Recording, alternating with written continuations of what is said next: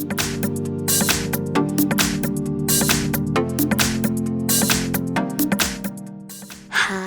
in front of me is Poco M3 and today I would like to show you how you can set up screen lock on this device. Start by opening settings and scrolling down. Now tap on passwords and security and click on password. Over here pick one of the options, pattern pin or password.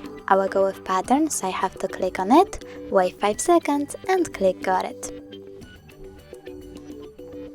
Then draw my pattern and draw it again.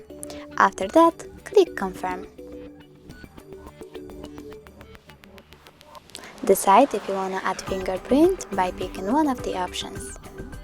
Now, when I turn off my screen and turn it back on, I can see that pattern is required.